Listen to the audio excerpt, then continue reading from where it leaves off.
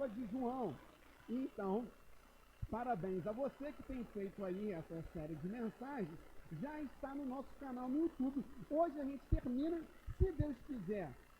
Posteriormente, a gente faz a segunda epístola, porque é um capítulo só, e depois a gente também faz a terceira epístola, que também é um capítulo só. Então, talvez daqui a um mês e pouquinho, a gente já tenha terminado as cartas de João. Bem, convido a igreja a ficar de pé, e agora sim, 1 João, capítulo 5, a partir do 6. Hoje a gente vai trabalhar do 6 ao 21, tá? E terminar a carta. Esse versículo aqui também é um versículo que traz bastante discussão. Por sinal, alguém andou perguntando sobre isso aqui na nossa caixinha de perguntas, sobre a questão da água e do sangue que saiu de Jesus, quando ele tomou a lança aqui no dorso, né?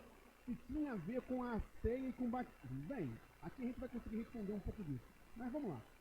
Esse é aquele que veio por meio de água e sangue, Jesus Cristo. Vem somente com a água, mas com a água e com o sangue.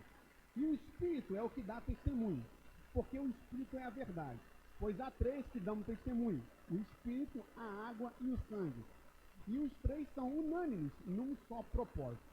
Se aceitamos o testemunho, se aceitamos o testemunho de homens, o testemunho de Deus é maior. E esse é o testemunho de Deus, que ele dá a respeito do seu Filho. Aquele que crê no Filho de Deus tem nele esse testemunho. Aquele que não dá crédito a Deus, olha bem, faz de Deus um mentiroso, porque não crê no testemunho que Deus dá a respeito do Filho. Olha a força da expressão. E o testemunho é esse, que Deus nos deu a vida eterna, e esta vida está no seu Filho. Isso é a mensagem do Evangelho, tá, meus irmãos? Isso é verdadeiramente o Evangelho. Quem tem o Filho tem a vida, e quem não tem o Filho de Deus não tem a vida. Estas coisas escrevi a vocês. Aqui ele explica por que está escrevendo essa carta. Estas coisas escrevi a vocês que creem no nome do Filho de Deus, para que saibam que têm a vida eterna.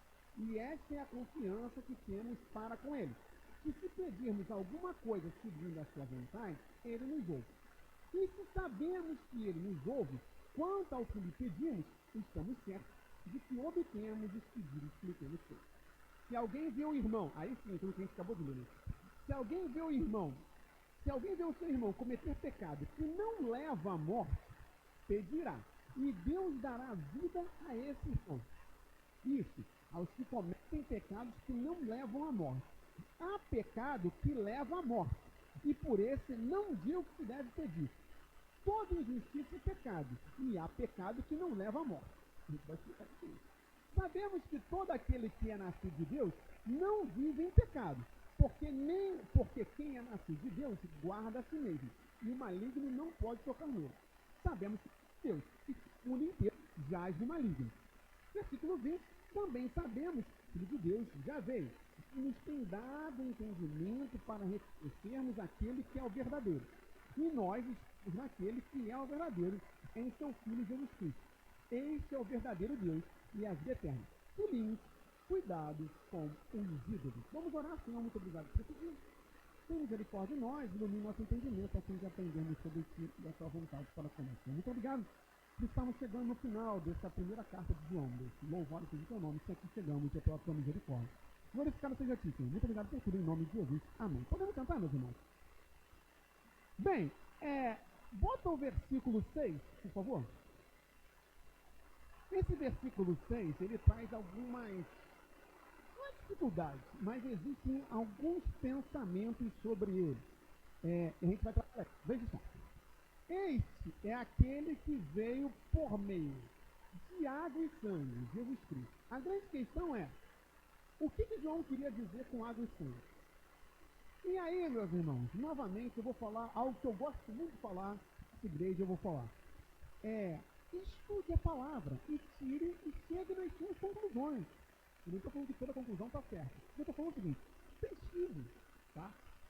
Existem questões na Bíblia em que não sou eu que tenho a verdade, mas eu trago aqui a interpretação bíblica do fato. E aí eu chego para vocês e falo o seguinte, meus irmãos, esse texto significa isso. Você tem que pensar se aquilo que eu estou falando é verdade.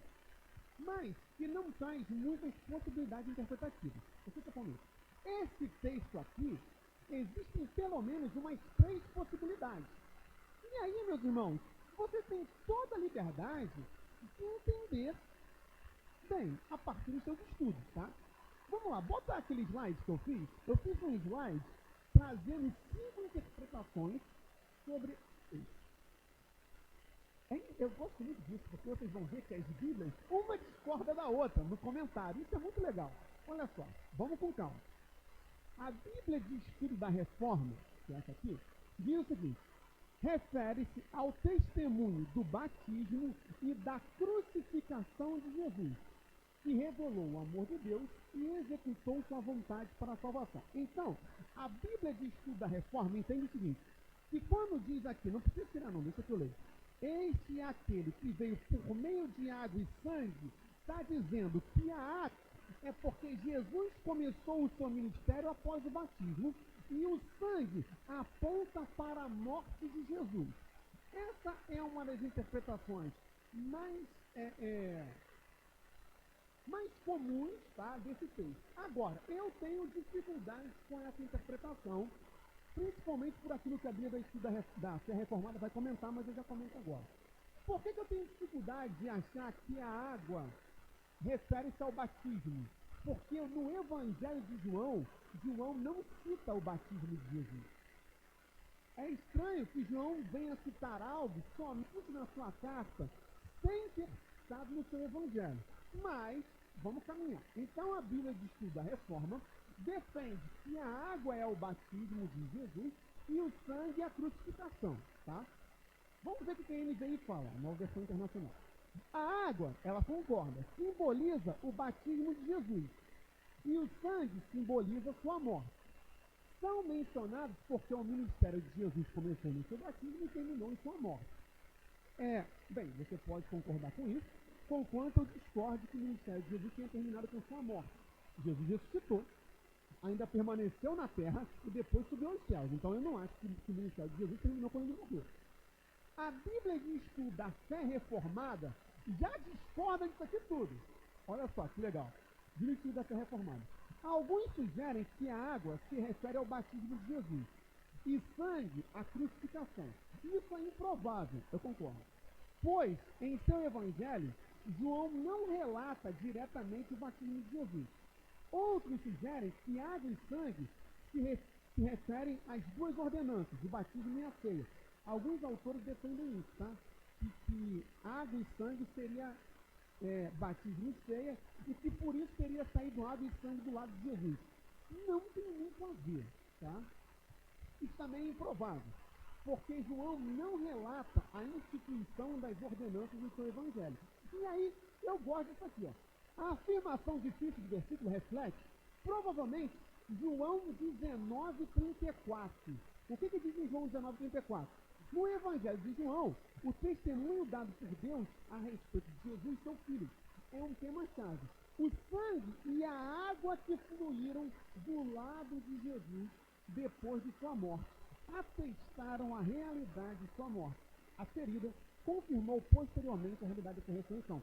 Em João 19:34 é a passagem que diz que quando o soldado enfiou a lança, saiu o quê? Água e sangue. Então, a Bíblia de Estudo da Fé Reformada defende que quando João fala aqui, aquele que veio por meio de água e sangue, está se referindo ao momento da cruz, quando o soldado enfia a lança e sai água e sangue. Deu para entender, gente? Tranquilo? Só que, quando a gente vai para a enciclopédia, versículo para versículo, o Champlin, ele nega e concorda com isso. É um negócio muito louco. Pensador é muito doido. Olha só. Defende que seja o batismo e a morte. Ainda diz, a água e o sangue não são aqueles elementos aludidos em João 19:34. E eu acho isso muito legal, porque olha só, aqui acabou de falar que era João 19:34. Aqui ele acaba de falar que não é João 19:34. Então, meus irmãos, é assim, estude a Bíblia, tem essa iluminação do Espírito Santo, mas isso que é fantástico. Assim. Então a Bíblia tem incoerência? Não, a Bíblia não tem nenhuma incoerência. Eu vou explicar isso, mas vamos lá. O fluxo desses líquidos do lado de Cristo, depois que o soldado feriu com a lança. Ele fala isso, só que aí depois ele fala o seguinte: pode haver, todavia, parece, sabe quando você termina de escrever um negócio, ou te dá uma pensada e fala assim, Aí, como nessa época aqui não tinha aquela opção de você corrigir a mensagem do WhatsApp, tu bota um asterisco lá em cima, né? E corrige. Aí parece que é isso que ele está fazendo, ó. Pode haver, todavia, certa alusão àquele acontecimento, esse acontecimento aqui. Ao mesmo tempo que seus significados específicos não são transferidos para o presente texto. Então ele fala o seguinte, olha só, não é isso, mas talvez seja. Então ficou um negócio meio doidão, né? Tudo bem. O John Wesley, ele já fala o seguinte, e aí, eu acho que é exato, talvez seja isso aqui. E quando João fala sobre sangue e água, João esteja se referindo tanto ao batismo quanto à morte, conquanto eu tenho dificuldade, novamente, de achar que ele está falando sobre batismo, porque ele não cita o batismo no seu evangelho, mas como a grande maioria dos autores cita isso, quem sou eu diante da maioria dos autores? Eu acho que, então, pegando isso como uma realidade, João, então, estaria se referindo às duas coisas, ao batismo e morte e ao fato de ter saído água e sangue de Jesus, que é o que John Wesley vai falar. Não veio somente com água, com a que foi batizado, mas com água e com sangue. E ele derramou quando completou a obra que o Pai lhe tinha designado para fazer. Ele, Jesus, não somente em seu batismo empreendeu cumprir toda a justiça, como completou na cruz o que havia impedido. Como evidência disso, quando tudo foi consumado, sangue e água saíram do seu lado. Então, para trazer um argumento harmônico, qual é? É que, aí volta para o texto, por favor, depois de várias possibilidades de interpretação, né? Eu acho que é muito legal. Mas então, só para não ficar vagando no mundo, assim, digamos. É assim que tem isso. Esse é aquele que veio por meio de água e sangue, Jesus Cristo. Diante disso tudo, dando o braço a torcer um pouquinho, eu entendo que o quê? Que João aqui está falando tanto sobre batismo, quanto sobre o fato de que quando o soldado enfiou a lança, jorrou água e sangue. Então, essa é uma interpretação conciliatória das várias possibilidades de entendimento desse texto. E eu vou dizer, gente, parabéns por esse grande aprofundamento que se chama-se escola bíblica, tá? Em que a gente aprofunda as possibilidades. Isso é muito legal. Se você não acha isso muito legal, isso aqui é muito legal. Mas vamos para a aplicação, porque aqui não é um seminário teológico, só para ficar falando de teologia. Vamos aplicar. Ele fala o seguinte, porque independente do fato de batismo ou não batismo, obviamente ele está falando sobre a morte. Não se discute que o sangue se refere à morte de Jesus. Então vejam só. Esse é aquele que veio por meio de água e sangue, Jesus Cristo. Aí ele fala assim, ele não veio somente com a água, mas com a água e com o sangue. Por que isso? Quer você entenda que foi o batismo ou não, lembre-se que quando João Batista, que não é esse João, quando João Batista fala sobre Jesus, João Batista fala o seguinte, eu batizo com vocês com água, mas virá um outro, Jesus Cristo, que eu não sou digno de desatar as correias da sandália, que batizará com fogo. Quando se diz aqui, ele não diz somente com água, mas com água e com sangue, o que João está deixando claro é o seguinte, se você entender a questão do batismo, qual é? É que o batismo não salva. O que salva é a morte de Cristo, a água e o sangue que saíram do lado dele. E agora eu vou usar essa interpretação conciliatória. Então, meus irmãos, João está deixando claro algo para nós. Qual é? Que o batismo não traz salvação. Aquilo que a gente trabalha muito pelo ministério do batismo. O batismo não salva ninguém. O batismo, ele é a confissão pública de que nós cremos no sacrifício de Cristo. E o sacrifício de Cristo é que nos salva. Porque não adiantaria Jesus vir só com a água. Isto é, só com o batismo. Batizar por batizar não adiantaria muito, porque os judeus já batizavam. Lembre-se que quando João Batista está batizando, ainda não tinha evangelho. Por isso que os discípulos de João, alguns foram batizados depois. De novo, por quê? Batizou 2 vezes? Não. Só que João Batista batizava enquanto judeu. Depois que Jesus morre e ressuscita, agora passa a ser o batismo cristão. E por isso que os discípulos de Jesus não foram batizados com João. Porque o batismo, o tema aqui não é batismo, mas só para explicar. O batismo não é para a salvação. Os salvos é que são batizados. Então, por isso que ele fala, ele veio não apenas com a água, mas ele também veio para morrer junto em você. Tranquilo, gente? De boa? Foi? Tranquilo? A gente foi longe agora, mas fica muito legal. Bem, e aí prosseguindo. E o Espírito é o que dá testemunho, porque o Espírito é a verdade. O que ele está falando com isso aqui? Aquilo que você já conhece.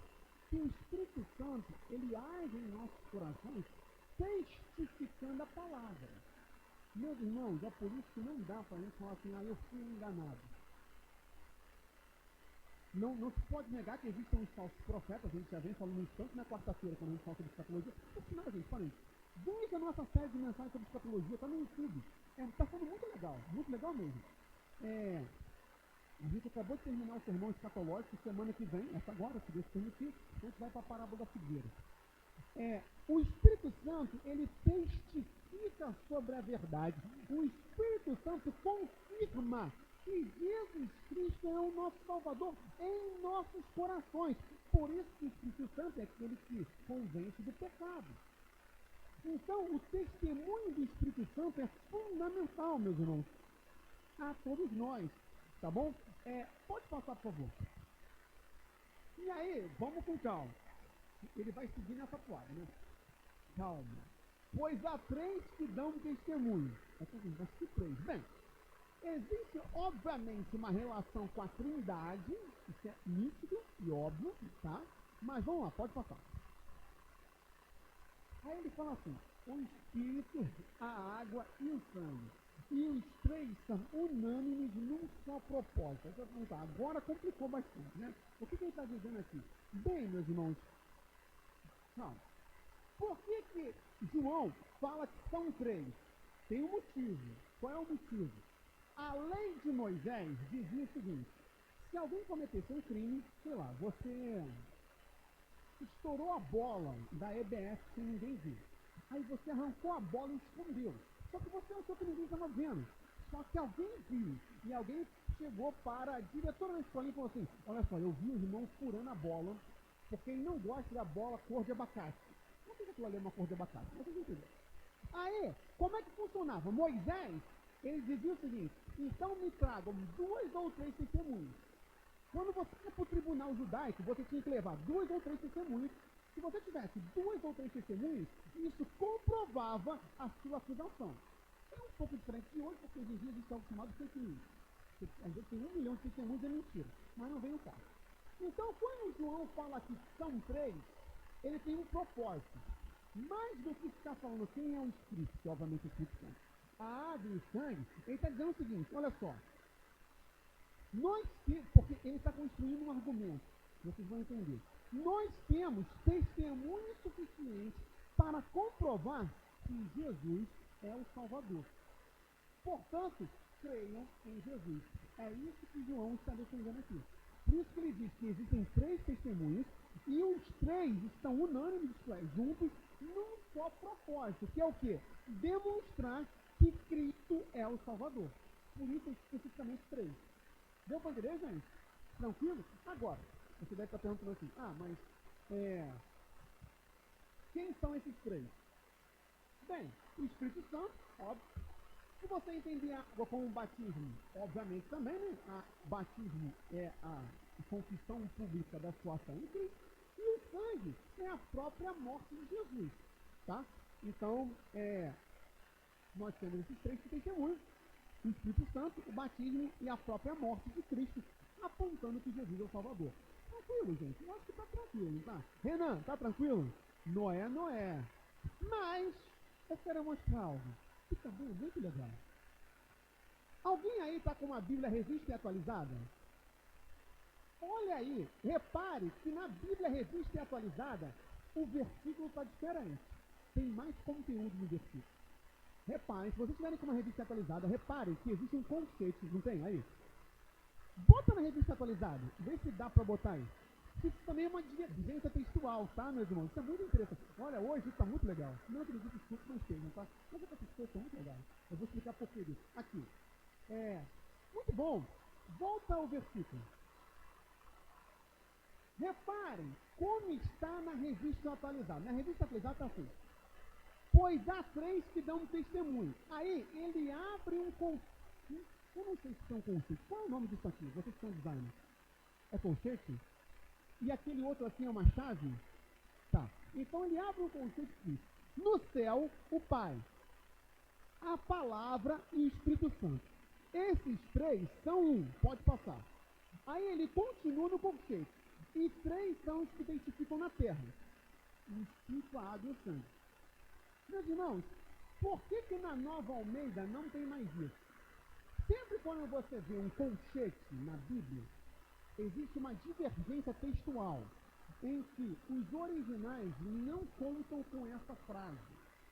Essa frase que está aqui, uma parte no versículo 7, uma parte no versículo 8, a gente só começa a ver isso a partir do século XII, na tradução da Vulgata. O que foi a tradução da Vulgata? Vocês sabem que a Igreja Católica, a Bíblia Católica, ela era toda escrita em latim. Então, a primeira tradução do grego para o latim se chama Vulgata. E na Vulgata, você via essa informação.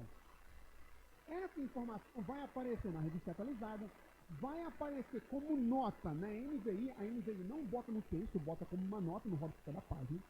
Na revista corrigida você também vê esse comentário. Qual é a grande questão aqui? É que, e aí a Nova Almeida tirou, e eu acho que faz bastante sentido. Por que a Nova Almeida tirou? Não é que está adulterando o texto, pelo amor de Deus. É porque quando você vai para o original, você não encontra essa informação. Você só encontra essa informação nos textos mais novos, a partir do século XII. Alguns botam até o século XVI, mas outros botam o século XII, porque o século XVI tinha outras traduções. Então, somente a partir do século XII, na Vulgata, você vai ver essa informação aqui. Portanto, novamente, sempre que você vê um conceito, saiba que existe uma discussão se aquilo está no original ou se estavam. A Nova Almeida, e aí volta para a Nova Almeida, já suprimiu isso, tá? Então, por isso que eu não vou comentar isso, porque isso não estava no original. E por não estar no original, eu irei comentar nesse momento, tá bom? Então, só uma nota explicativa aqui. Veja como isso é muito... Eu não sei se você acha muito... Gente, eu sou um grande entusiasta da Bíblia, então acho tudo isso muito, muito fantástico. Bem, vamos passar. Pode ir. E aí, agora sim, você pode falar assim, cara, mas tá meio teórico. Não, não tá teórico não. Agora vai ficar mais prático. Se aceitamos o testemunho dos homens, o testemunho de Deus é maior. Agora sim, entendo. O que João está falando? Olha só. Moisés não dizia que se nós tivéssemos três testemunhando, isso era suficiente para condenar alguém? E que existem três que testemunham Jesus? Legal. Se você aceita o testemunho de homens, você tem que aceitar muito mais o testemunho de quem? De Deus. E aí vem a pergunta, o que Deus está falando? Sabe o que Deus está falando? E esse é o testemunho de Deus, que ele dá a respeito do seu filho. Qual é o testemunho que Deus Pai dá sobre Jesus? Pode passar. Aquele que crê no Filho de Deus tem nele esse testemunho. Qual? Aquele, e aí, pode passar, que eu vou ler qual é o testemunho e depois eu volto. E o testemunho é esse, que Deus nos deu a vida eterna, e esta vida está no seu Filho. Meus irmãos, sabe o que é o Evangelho? É isso aqui. Sabe qual é o testemunho do Pai sobre o Filho? Porque o Evangelho é a boa nova, a boa notícia do Filho. E o que é o Evangelho? O Evangelho é isso. Quando alguém te pergunta o que é o Evangelho, quando você às vezes... E qual que é a angústia da vida, né? A gente pergunta, o que é o Evangelho? Está aqui. Isso aqui é o Evangelho. E é quase que um correlato de João 3,16, né? O que é o Evangelho? Que no Filho, em Jesus, existe vida eterna para você. Isso é o Evangelho. Esse é o testemunho do Pai, meus irmãos. Sabe o que o Pai testemunha? Que Deus... É engraçado isso, assim, mas o Pai testemunha sobre Ele mesmo? Sim, claro, que é a Trindade, né? Que Deus nos deu a vida eterna e esta vida está no seu Filho. Meus irmãos, sabe qual é o testemunho? Sabe sobre o que é a Bíblia? Sabe sobre o que é o Evangelho? É que Jesus nele nós temos a vida eterna. Isso é o Evangelho. Essa é a mensagem que nós pregamos.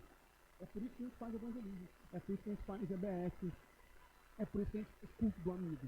Para anunciar ao perdido o que nós faremos hoje à noite. E aí, de novo, convide os seus amigos em nome de Jesus para estarem aqui. O que nós estaremos fazendo hoje à noite?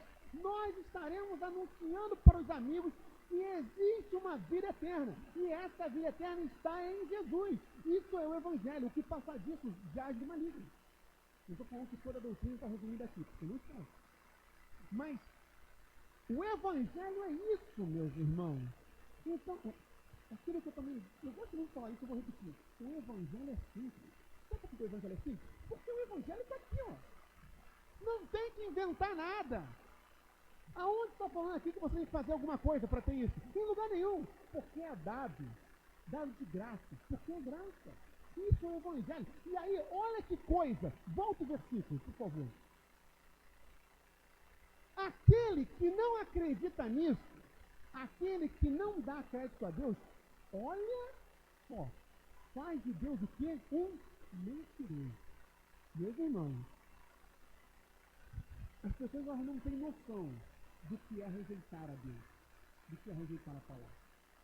Você rejeitar a palavra é tomar a Deus como mentiroso. Meus irmãos, chamar Deus de mentiroso é algo terrível. Então, cuidado, porque quando a nossa fé fica abalada e nós não cremos no testemunho que Deus dá a respeito do seu filho, quando a gente começa a duvidar, será que Jesus é isso mesmo? Eu estou tomando o Pai como mentiroso. Isso é gravíssimo. Eu não preciso explicar porque é gravíssimo. Vocês sabem quem é o Pai da mentira. Você considerar Deus como... Não nem conceber essa associação, até preciso comentar isso. Mas tomar Deus como mentiroso, e aí na prática, como é que eu tomo Deus como mentiroso? Toda vez que eu duvido de Jesus. E aí, quando eu falo duvido de Jesus, eu duvido de Jesus enquanto Deus, ou enquanto Salvador, é claro, mas quando eu duvido do amor de Jesus. Quando eu duvido da misericórdia de Jesus. Meus irmãos, existem questões que eu não tenho, internamente, eu ainda não cheguei numa resposta. Existem questões que eu fico anos trabalhando para tentar chegar numa resposta bíblica. Que é a questão, porque assim, eu tenho medo muito grande de faltar com a misericórdia, que é muito fácil, você que está bem, olhar para a pessoa que não está bem e ser duro.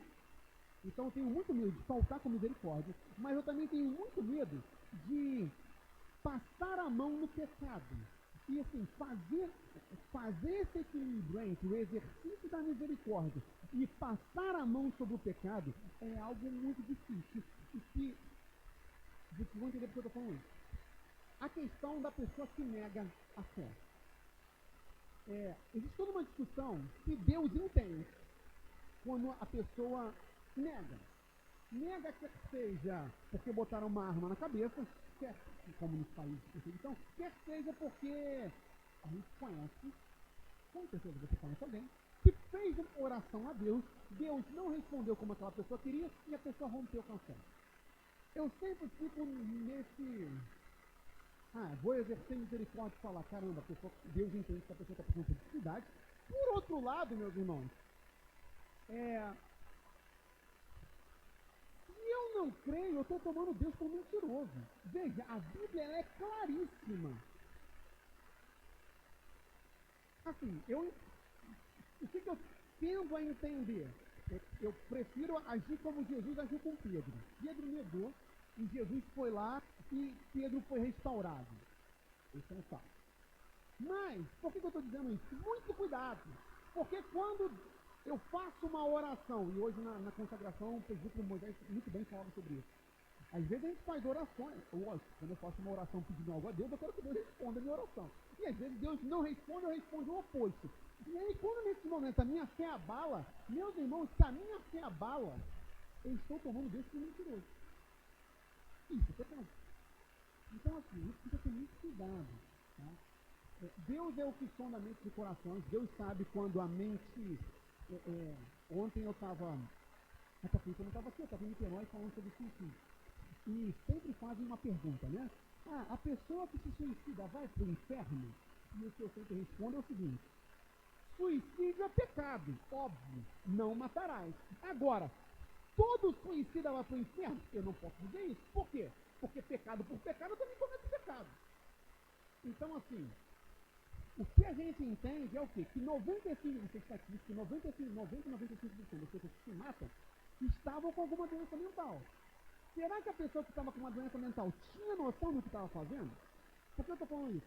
Eu entendo que algumas pessoas que negam não têm noção do que estão fazendo. Mas, cuidado, porque tomar decisões mentirosas é algo grave. Gente, deu para entender? Eu dei uma extrapolada no raciocínio aqui para voltar, tá? Mas eu não fui de bem, Natan, tá de boa? Então isso aí, muito bom. Então, deixa eu só ver aqui se eu estou esquecendo alguma coisa. Sim, aqui eu fiz só um comentário que quando a gente perde a segurança e a paz, a gente tem que começar a pensar como é que está a nossa confiança em Deus, porque se eu confio em Deus, não era para estar desesperado. E aí sim, pode passar, por favor? Essa aqui esse é o testemunho, né? Isso é o evangelho, o testemunho é este, que Deus nos deu vida eterna, e esse é o Cristo no seu Filho, já falamos sobre isso, e pode passar. E aí, aqui nós temos uma conclusão, a conclusão disso. Qual é a conclusão? Quem tem Jesus tem vida, quem não tem Jesus não tem vida. Veja como o evangelho é fácil e simples. Eu quero vida. Ah, você quer vida? Então, queira Jesus. Ah, eu não quero vida. Legal, então abandone Jesus. Simples. E aqui é vida, duas vidas. Vida na terra e vida eterna. Tá? Vida eterna também. Então, assim, gente, é seu direito ir para o inferno, tá? Eu sempre falo isso para a igreja. Ah, é meu direito ir para o inferno? Claro que é. Vai queimar por resto da eternidade? Vai. Mas é seu direito? Claro que é. É direito de qualquer um ir para o inferno. Agora, não aconselho. Não aconselho. Então, eu quero vida. Meus irmãos, olha só. Eu preciso orar? Lógico. Eu preciso ler a Bíblia? Lógico. Eu preciso estar na comunhão dos santos? Lógico. Mas vida você vai ter quando tiver intimidade com o Filho. Enquanto a gente fizer qualquer coisa e não tivermos intimidade com o Filho, não terá vida. E aí, novamente, aquilo que eu já falei e repito. Eu quero que Madureira tenha vida. Ah, você quer que Madureira tenha vida? Então a gente precisa começar não, que a gente já faz isso, a gente precisa o quê? Cada vez mais pregar o quê? Jesus. Não acho que o Brasil vai melhorar por conta de política, de economia. Isso aqui não é uma questão política. Pode ser o político melhor do mundo, pode ser o pior do mundo. Sabe quando o Brasil vai ter vida? Quando o Brasil foi inundado de Cristo. E nós somos responsáveis por isso. E isso aqui não é uma mensagem que está vendo, está ruim porque a gente não faz. Pelo contrário. Se uma coisa que essa igreja faz é pregar Jesus. Na verdade, a gente só faz isso, né? A gente começa a fazer, a gente prega Jesus. Então, mas saiba, quando é que o Brasil vai ter vida? Quando é que a minha rua vai ter vida? Quando é que a minha família vai ter vida? Quem tem um filho tem vida. É tão simples. Quem não tem o Filho de Deus não tem vida.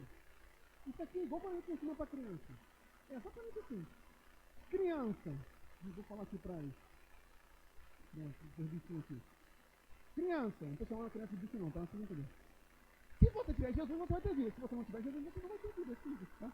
Isso aqui está muito louco, porque, olha só, aqui atrás tem uma cabeça de cabeça para baixo para mim. Aí eu estou pregando e tem uma vaca me olhando de cabeça para baixo. É um negócio quase espiritual, né? Mas não tem problema não. Achei bem interessante.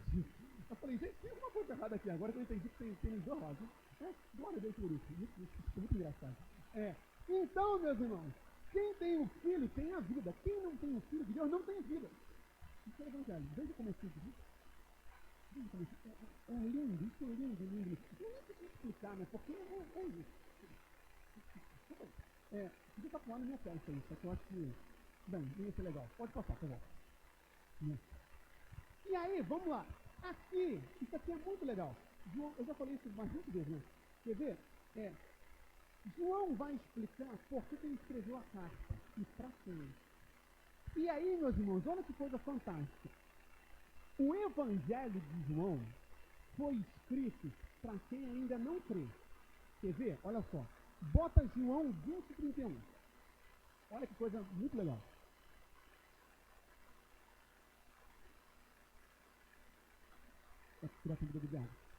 Aqui. João vai dizer por que ele escreveu o Evangelho. Porque o Evangelho. Esses, porém, esses fatos, né? para que vocês creiam que Jesus é o Cristo. Então, João escreveu para quem o Evangelho? Para quem ainda não crê. Porque aquele que não crê, venha a crer. Só que aí você vai falar o seguinte, mas eu já creio. Aí eu vou falar, eu sei, por isso que eu não estou pregando o Evangelho, nada contra. Mas é por isso que eu estou pregando a epístola. Por quê? Aí volta lá para 1 João 5,13. Porque a epístola não foi escrita para quem não crê. A epístola foi escrita para quem? E estas coisas escrevi a vocês que já creem. Então, por isso... eu estou assim, está vendo? Vocês acham que a gente começa a pregar uma mensagem do nada? Não tem motivo. Por que a gente está trabalhando em epístola? No culto que é dedicado ao ensino, que é o culto do domingo de manhã. Porque a epístola não é para o não convertido. É lógico, gente, que toda palavra é para todos, não estou dizendo isso. Mas existe um propósito. A epístola de João já é para aqueles que creem no nome do Filho de Deus. E aí, mas por qual é o objetivo de escrever para aqueles que já creem no Filho de Deus? Simples, para que saibam que têm a vida eterna. E aí, existe algo fantástico. Por quê? Porque se o Evangelho é escrito para aqueles que não creem, e a epístola é escrita para aqueles que creem, veja, são públicos diferentes, mas o objetivo é o mesmo. Porque tanto que não crê, quanto você que crê, nós temos que lembrar o quê? Que em Jesus nós temos vida eterna. Quando João escreve a epístola, ele está escrevendo para relembrar a sua fé, para solidificar a nossa fé, de que em Cristo nós temos a vida eterna. Sabe quando Jeremias fala, quero trazer à memória aquilo que me pode dar esperança? É isso, meus irmãos. Às vezes a gente tem 1 milhão de anos de igreja, mas nós precisamos relembrar que em Jesus, veja, isso aqui é para a igreja, essas coisas escrevi a vocês que creem. Então não é para o não crente, é para o crente que crê no Filho de Deus, para que saibam que tem a vida eterna. É engraçado isso, né? Nossa, mas a gente já tem tantos anos de igreja, que você sabe disso? Precisa. Porque João era ser humano igual a mim, a você, que sabe que por conta das questões da vida, quando o barco balança, olha, Noé não sabia disso, não tinha conceito de vida eterna em Noé. E Noé passou meses dentro de uma caixa flutuante, cheio de bicho. Eu fico imaginando o cheiro que estava naquela arca, misericórdia, né? Com a graça de Cristo. Que tu acha que os animais estavam com a cabeça para fora assim, estava tudo lá dentro, meu irmão. E eu provo isso, sabe por quê? Olha só, momento cultural. Diz o texto sagrado que as águas subiram até 7 metros acima do maior pico da terra. Então lá em cima havia um frio miserável. Tu acha que a girafa estava com a cabeça para fora? Se tivesse a cabeça para fora, você pode da cabeça da girafa. Então estava todo mundo dentro da arca. Meus irmãos, pensa o que é você passar meses cheio de bicho dentro de uma caixa flutuante. Porque, quem sabe, a arca de Noé não tinha leme, não tinha vela. Então, Noé não controlava a direção da arca. Tá? Eles estavam lá dentro. Mas, por que eu estou falando isso? Se Noé venceu sem ter esse conhecimento, por dizer de nós, e por isso que é necessário, porque às vezes o barco da nossa vida dá uma balançada, que eu e você temos a vida eterna em Cristo Jesus, meus irmãos. Em nome de Jesus, lembre-se disso, não seja um momento de maior dor, de maior sofrimento. A possibilidade do Senhor para conosco não falha. A vida eterna é real. E a vida eterna é desfrutar de Cristo. Portanto, tenhamos intimidade com Jesus. E a busca por intimidade com o Filho é uma busca cotidiana e diária. Porque o Filho disse, quem quer vir após mim a si mesmo, se negue, tome a sua cruz e siga-me. É a mortificação do espírito do corpo, que é uma atitude diária. Então, em nome de Jesus, não sei como é que você está, mas hoje, celebrando ainda a EBF e já celebrando o Dia do Amigo hoje à noite, em nome de Jesus, independente de qualquer coisa, nós temos uma esperança, e essa esperança é no Filho de Deus, qual seja que nós temos a vida eterna. Quem está lá fora não tem. Quem está lá fora tem o quê?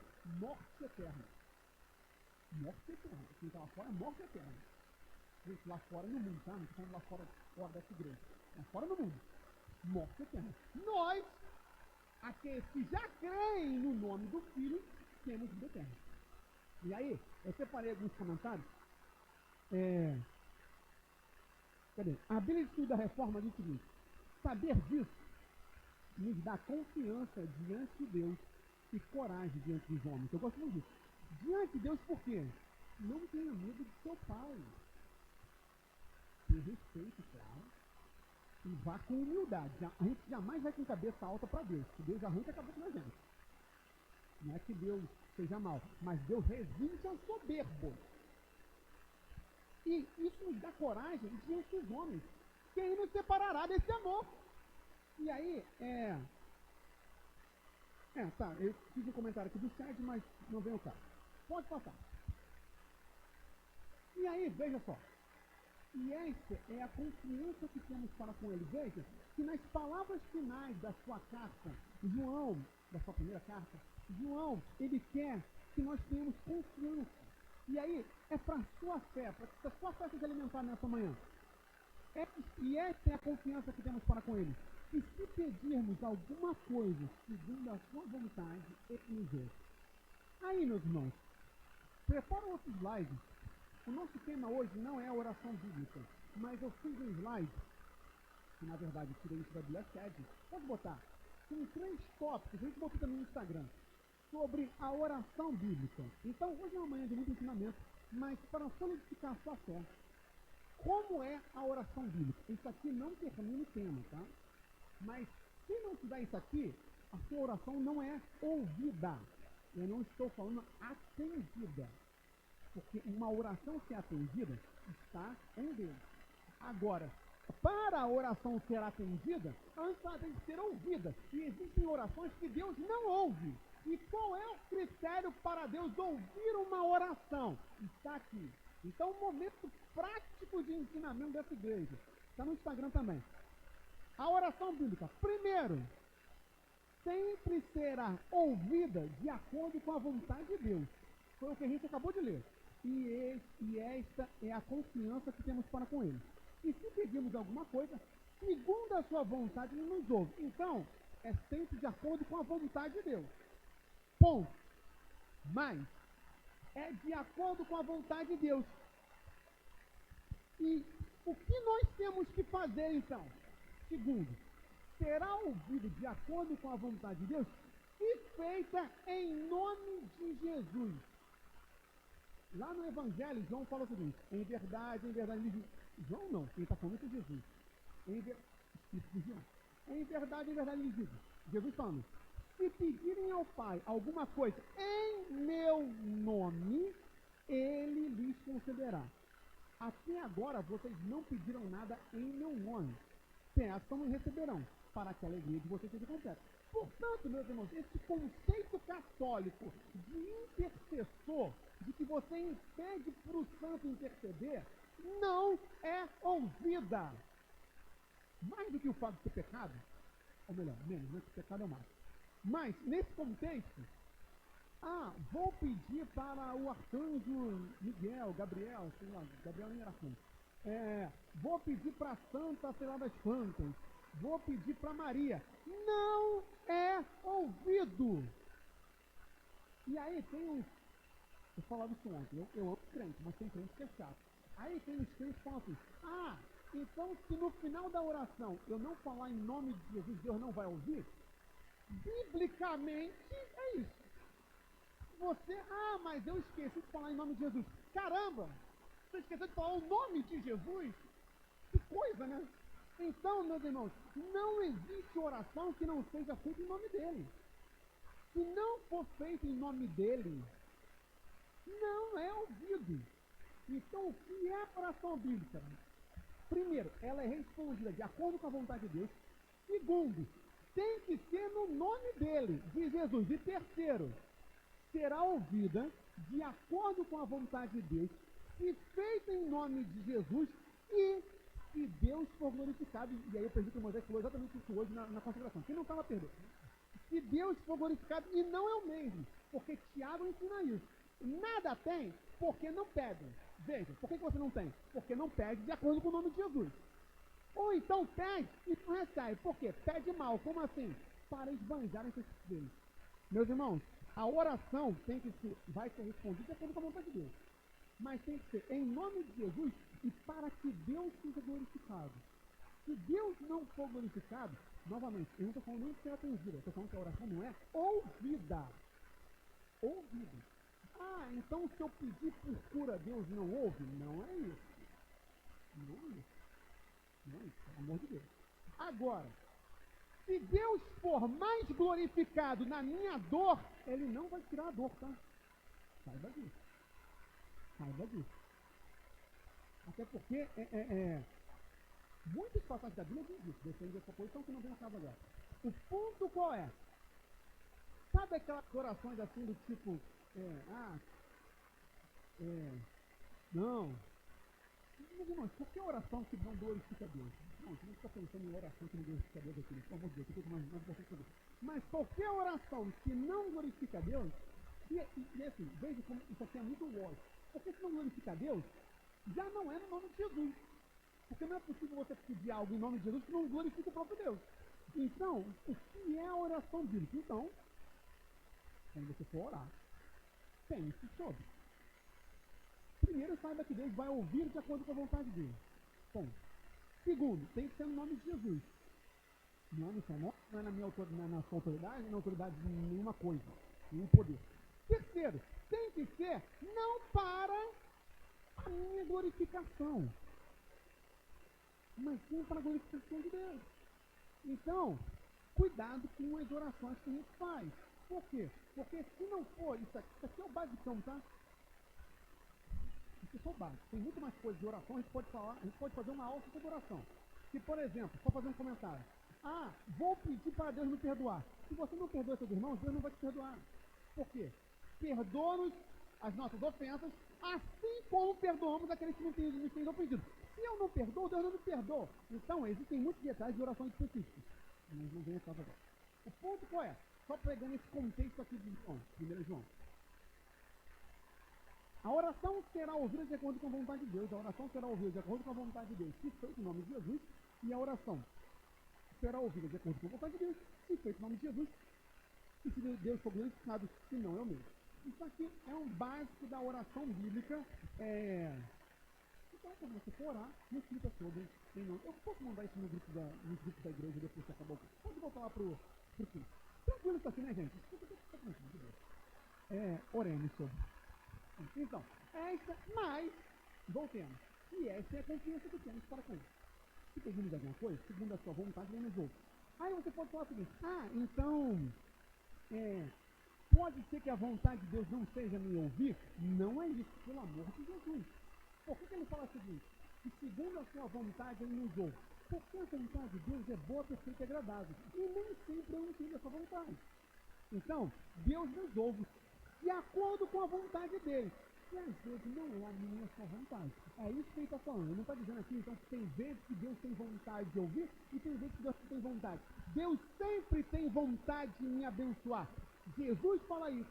E se vocês que estão mal sabem dar boas coisas aos filhos, quanto mais o seu Pai no céu. Só que a vontade de Deus, que é boa, perfeita e agradável, muitas das vezes, se não a maioria delas, não é igual à nossa vontade. Tá? Então é isso que ele está dizendo. Tranquilo? Pode passar. E aí, veja. Ainda falei aqui. Tem bastante coisa aí. E que sabemos que ele nos ouve. Quanto ao que pedimos, estamos certos de que obtemos os pedidos que lhe temos feito. Isso aqui, meus irmãos, como assim estamos certos que obteremos os pedidos? Se nós pedirmos, você precisa entender esse versículo à luz de toda a carta. A carta de João trata sobre dois temas fundamentais. A minha e a sua salvação, você vê que ele está falando sobre a Cristo e tal, e trata sobre o quê? O amor fraternal. Então, qual é a oração que você pode ter certeza que Deus vai concordar com a sua oração? Tem duas orações que você pode ter certeza que Deus vai concordar. Primeiro, quando eu peço relacionado à minha fé, então, Senhor, aumenta a minha fé, Senhor, aumenta a minha intimidade contigo, Senhor, me faz conhecer mais da tua palavra. Tudo aquilo que vem cooperar para a minha santificação, Deus ouve e responde. É óbvio.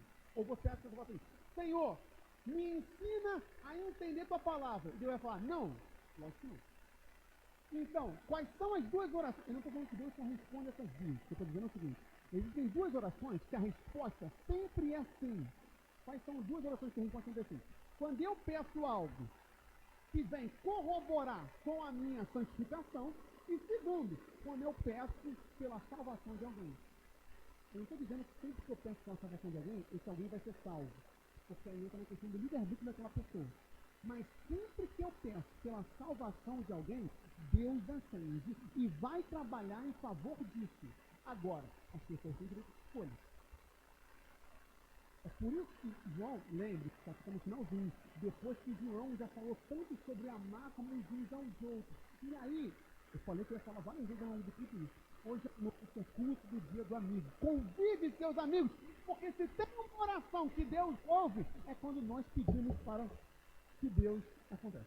Para que Deus salve nossos amigos, meus irmãos. Aí eu fiz até aqui um comentário.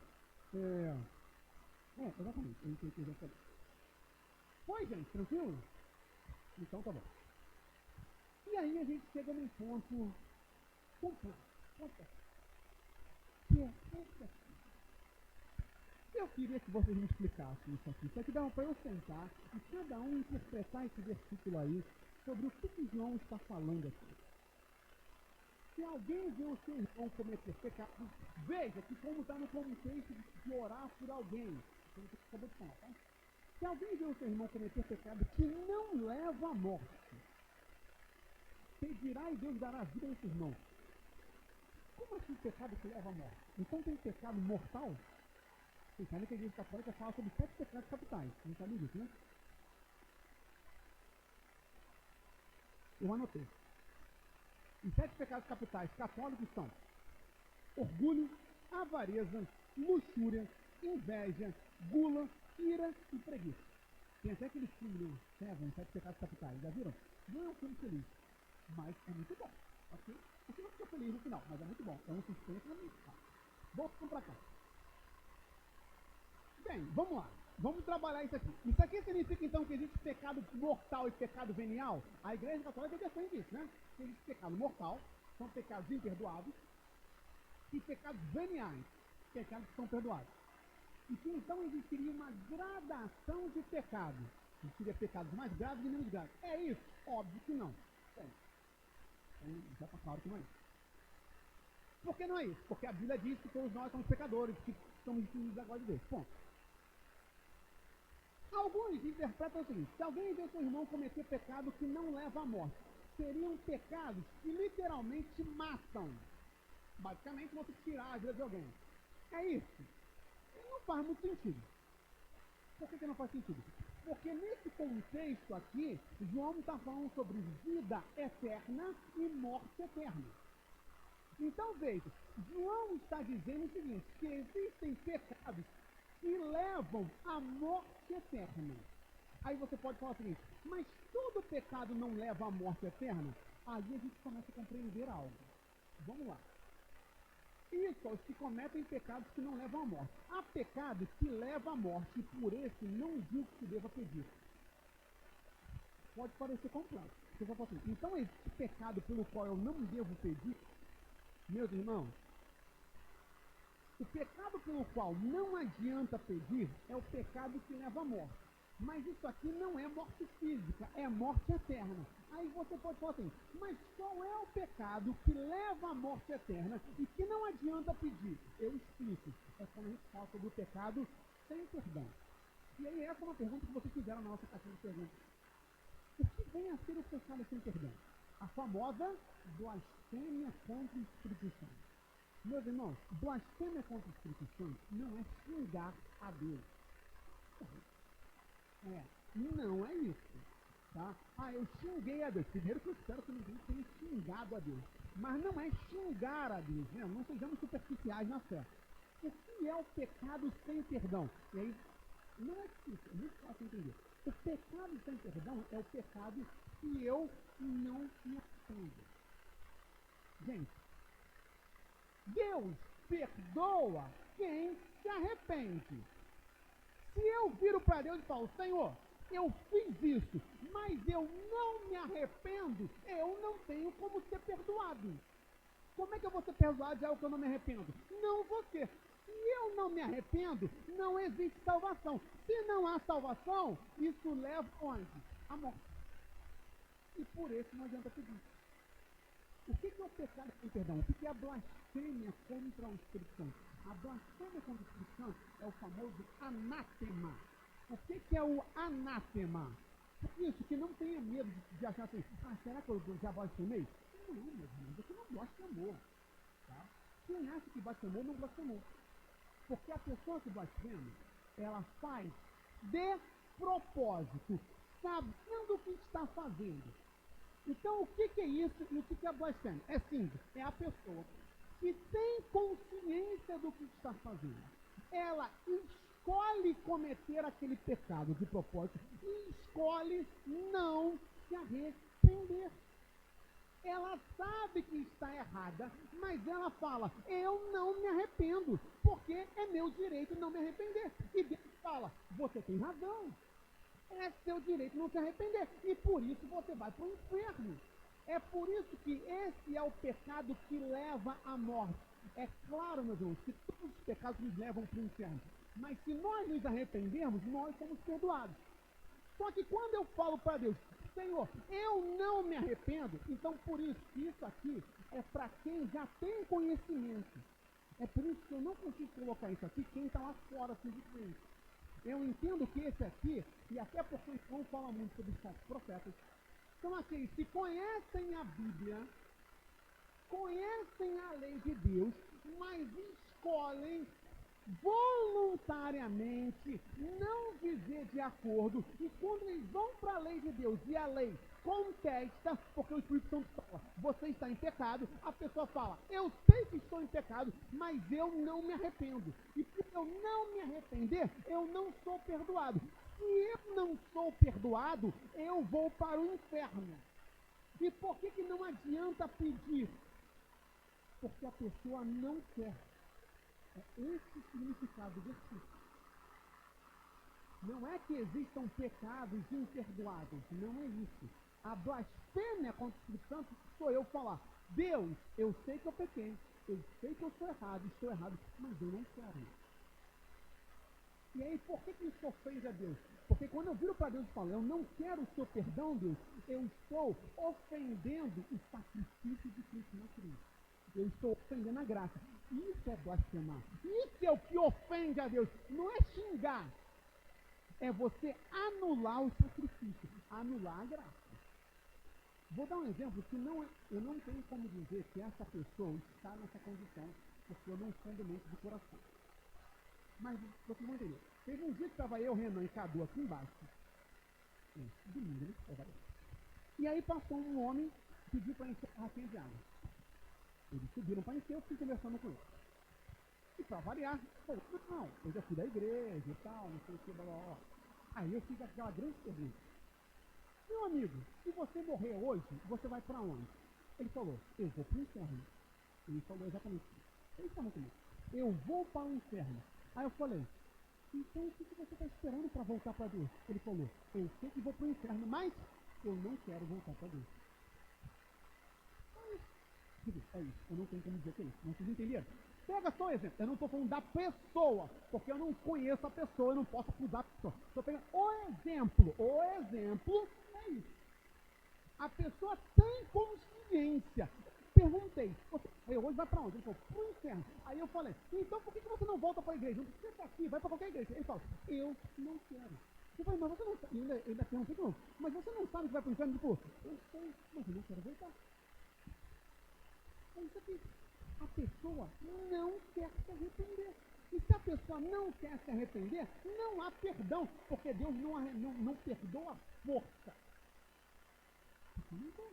Se ela não quer, adianta alguma coisa pedir? Não. Aí, isso aqui não é para a gente julgar e falar assim, então, isso aqui eu não vou orar mais. Não é para isso. É só para a gente entender a doutrina. E o que o João está explicando. Então, para Agora eu já respondi até essa pergunta ali da caixinha. O que é a blasfêmia contra o Espírito Santo? A blasfêmia contra o Espírito Santo é o anátema. É uma escolha pessoal e voluntária na qual eu tenho conhecimento do meu pecado e falo para Deus, igual essa pessoa falou, não quero me arrepender, não vou me arrepender. Se eu não vou me arrepender, isso ofende a Deus, porque eu estou negando a cruz. Eu estou falando, não estou nem aí para aquilo que Jesus fez. Não me arrependo. Portanto, isso leva à morte eterna. Para isso, meus irmãos, aí assim, é Deus com a pessoa, não tem o que a gente fazer. Gente, não, de boa, deve ser meus neurônios. Dá um calor, aqui em cima no calor, não sei nem não também. Então é isso, tá? É isso que está sendo dito. A nós cabe orarmos, meus irmãos. Eu não estou falando que é para a gente ler esse versículo, então falar assim, tá vendo? Tu é chato, te convidei para vir no dia do amigo, tu não quis ir, então vai para o inferno. Não é isso. Não é isso. Tá? Mas, aqui, a minha função é trazer a doutrina. Então, a doutrina é essa, tá? E é esse significado de pecado que leva à morte e não leva à morte. É nesse sentido, tá bom? Pode passar, que o próximo versículo está nessa mesma toalha. Veja, toda injustiça é pecado. E há pecado que não leva à morte. Veja, exatamente. A injustiça é pecado, claro. Mas por que tem pecado que não leva à morte? Porque, mesmo na injustiça, se eu me arrepender, gente, se eu me arrepender, Deus é poderoso para perdoar os nossos pecados. A nós cabe arrependimento. Agora, se eu falo para Deus não me arrependo, acabou. Fizeram uma pergunta, e até aproveito e respondo. Se Judas teria se arrependido? Como é que eu posso ter certeza que Judas não se arrependeu? Porque ele se matou. Veja, Judas teve remorso, mas não arrependimento, porque arrependimento é igual a mudança de rota. Aquele que mata não mata mais, aquele que trai não trai mais. Pedro negou, mas se arrependeu. Como é que eu posso afirmar que Pedro negou, mas se arrependeu? Porque Pedro mudou de rota. E você vai ver Pedro no final da sua vida sendo acusado, e Pedro não nega e vai morrer por causa disso. Judas, não. Judas continuou no mesmo caminho. Tanto é que ele foi na árvore e se enforcou. Então Judas não se arrependeu. Ele não se arrependeu. Mas se nós nos arrependermos, existe vida eterna para nós e para os seus amigos. Os seus amigos foram hoje à noite. Estou falando de seus amigos. É isso que você está online e está pensando, o que vai acontecer hoje à noite? É isso aí. Tá, pode passar, por favor. Você fechou meu esboço aqui. Não sei se mano. Tá, cadê? Então. Aqui o meu irmão falou assim, né? Sabemos que todo aquele que é nascido de Deus, aqui está a grande diferença. Agora vai clarear ainda mais.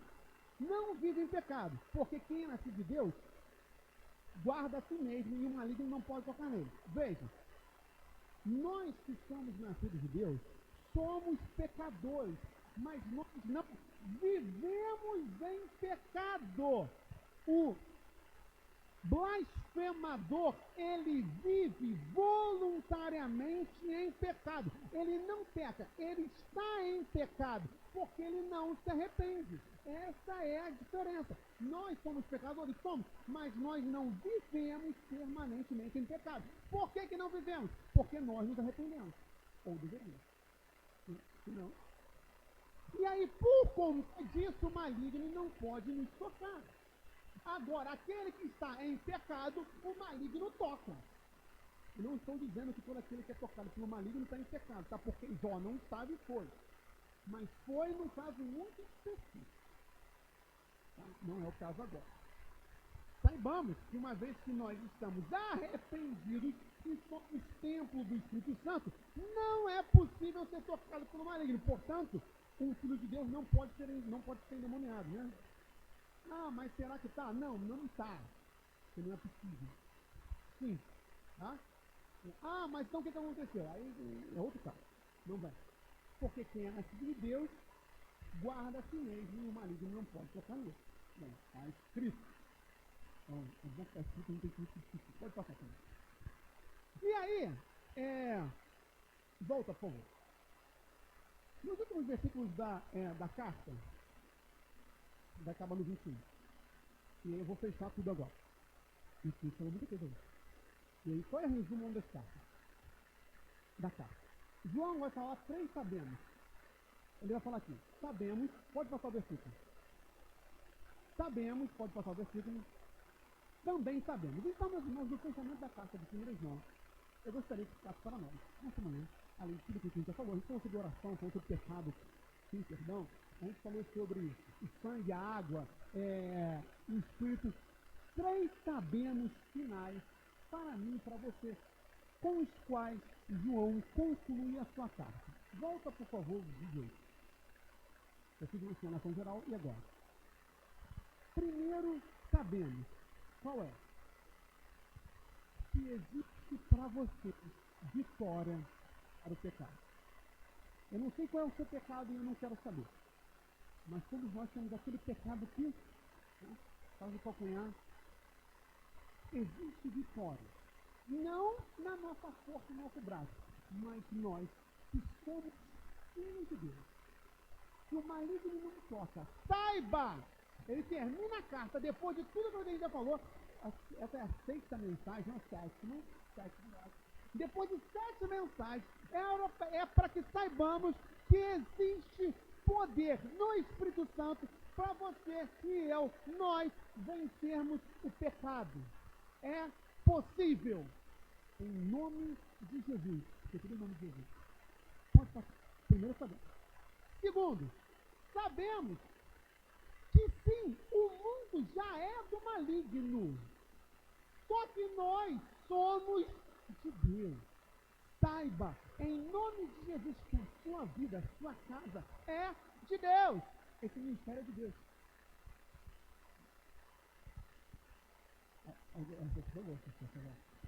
Foi boa assim. Você gostou, Cadu? Isso foi muito bom. Então, nós somos de Deus. Sabemos que somos. Olha só. Aquele que acha que a igreja, não, porque a igreja está passando o pior momento da história, não sabe que a igreja é de Deus. Mas aquele que também fica achando que no mundo tem coisa boa, não sabe que o mundo inteiro não é só uma parte. Não é só na Babilônia, não é só na boate, não é só no presídio, é o mundo inteiro. Não estou falando que é pecado no estádio de futebol, não é isso, pelo amor de Deus, entendo. Mas eu vou contrário. O mundo inteiro jaz no maligno. Veja, é engraçado que geralmente a gente fala assim, o mundo jaz do, mas não é do, é no. Qual é a diferença? O verbo jazer é o verbo que a gente usa referente geralmente ao que? É cemitério. Até porque no cemitério existe algo chamado jazigo perpétuo, por exemplo, na cultura. O jazigo perpétuo é algo muito caro. Né? Algumas famílias têm lá o jazigo, onde vai botando os descendentes e tudo mais. Então, mas geralmente a gente fala assim, né? Que jaz a 7 palmos da terra, um bom pai, etc, etc. O que é jazer? Jazer é estar depositado ali, basicamente. Por isso que não é jaz do, é jaz no. O mundo já está em Satanás. Pega o exemplo que eu falei, agora está claro. Imagina, você tem lá o gramado. Já viu o filme americano? Então, você tem um gramado. Aí você coloca o caixão naquele gramado, na cova. O caixão jaz na cova. Imagina que o gramado é Satanás. E que o mundo é o caixão. O mundo já está no maligno. Já está no maligno. Então, o mundo inteiro já é de Satanás. Agora, você não. A sua casa não, os seus sonhos não, os seus filhos não, a sua mente não, o seu coração não, porque nós somos de Deus. Saiba disso ao final dessa carta. Então volta ao versículo aí. Saiba que existe poder para você vencer o seu pecado, porque sabemos que todo aquele que é nascido de Deus não vive em pecado. Então, saiba que você pode vencer o seu pecado através de Cristo. Faça, por favor. 2. Saiba que o mundo é de Satanás, mas você não é de Satanás. E 3. Pode passar. Tem, o 21.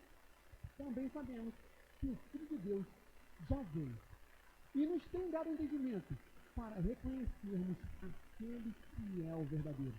E nós, saiba disso, você já está naquele que é o verdadeiro. Quem? Jesus. em seu Filho, Jesus Cristo. Este é o verdadeiro Deus e a vida eterna. E aí, por isso, 4:21. Cuidado com os ídolos. Cuidado com os ídolos. Porque o verdadeiro é Jesus, não os ídolos. E aí, volta, por favor, que eu vou terminar, até porque eu tenho que terminar. Eu acho que essa mensagem foi um recorde de tempo, não foi? Tem quanto tempo aí? Momento aqui. 1h10? Então acho que não foi recorde não. Mas olha só. Não pegou nada? Pega isso aqui. Saiba! Este é o verdadeiro Deus e a vida eterna. Quem? Jesus Cristo. O que você precisa, meus irmãos? É por isso que a gente fala sobre toda a teologia, eu gosto muito de falar sobre teologia doutrina, mas a gente sempre começa e tem que voltar para isso. Jesus Cristo é o verdadeiro Deus e a vida eterna. Por favor, saiba disso. Você pode não saber mais nada, mas disso, por favor, saiba. Porque Jesus Cristo é o verdadeiro Deus e a vida eterna. E é o que você precisa.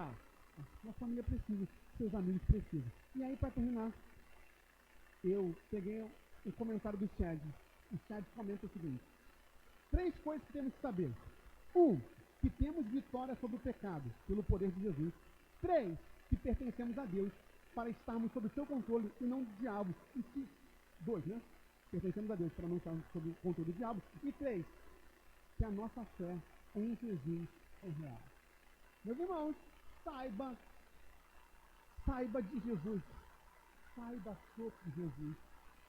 Viva Jesus. O que você precisa, essa carta inteira é para a gente chegar aqui. Cuidado com os ídolos e saiba sobre Jesus, porque Ele é o verdadeiro. O verdadeiro. Ele é a verdade. O verdadeiro. O caminho. A vida. É Cristo. E é dele que você e eu precisamos. Feche seus olhos. Vamos ter um momento de oração final. E aí ore, sabendo que Deus ouve de acordo com a sua vontade, sendo feita a oração no nome de Jesus, e não para o seu prazer, esbanjando seus prazeres, mas para a glória de Deus. Mas fale com o Senhor.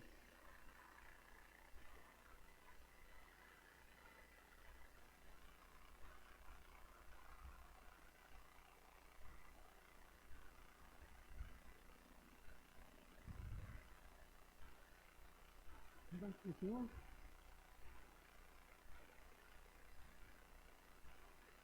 Senhor, nessa manhã nós queremos saber, primeiramente, a nossa ofensa a Ti, o nosso pecado, e sabedores que somos pecadores, miseráveis, totalmente depravados, pedimos perdão. Sabendo também, Senhor, que Jesus Cristo, o nosso Salvador, pagou o preço dos nossos pecados, e por isso podemos nos aproximar de Ti, com respeito, mas sem medo da Tua ira, pois já fomos lavados pelo sangue de Jesus. Por isso, Senhor, não por nós, mas por causa de Cristo, perdoe os nossos pecados. Livre-nos, Senhor, das nossas transgressões, lave as nossas almas de acordo com a Tua vontade. Sendo assim, Deus, também queremos saber e reavivar a nossa fé, que somos teus, não do mundo, não do maligno, mas teus. E em Ti, Deus, isso sim queremos saber. Só Tu tens as palavras de vida eterna, Senhor. Em Ti nós temos vida, a vida necessária para as nossas almas e corações aqui. Louvado e engrandecido seja o Teu nome, Senhor, no meio do Teu povo e através do Teu povo, Deus. Muito obrigado pela oportunidade de sermos feitos Teus filhos através de Jesus Cristo, Senhor nosso. Louvado seja o Teu nome. Queremos pedir, Deus, que no culto do dia do amigo, que há de vir agora mais, que o Senhor possa trazer nossos amigos, mas que o Teu Espírito Santo possa tocar os corações, Deus. Que vidas possam se converter a Ti, Deus, a converter-se a Jesus Cristo. Senhor, tome conta de tudo que acontecerá no dia do amigo. Porque o mais importante, Deus, são joelhos dobrados aos Teus pés, almas e espíritos rendidos a Ti, Deus. Glorificado seja o Teu nome uma vez mais. Por fim, Senhor, queremos pedir por todos aqueles adoecidos nesse momento, pelas famílias que passam por ter entes queridos doentes, da nossa, dos nossos amigos, parentes, mas do corpo de Cristo, da nossa igreja, do nosso ministério. O Espírito Santo, de acordo com a Tua vontade, possa tocar no corpo, na alma e trazer cura, Deus. Trazer alívio da dor, trazer alívio, Senhor, da notícia ruim, da notícia má, do luto, Senhor. O Senhor é o Consolador, o Senhor é o Deus da vida. Mas Mais importante que a cura do corpo, Deus, que almas sejam curadas, Deus. Porque se a doença vier, para que a alma seja ganha, Deus, que a doença venha. Queremos confiar em Ti. Louvado seja o Teu nome. Nos leve em paz para os lares.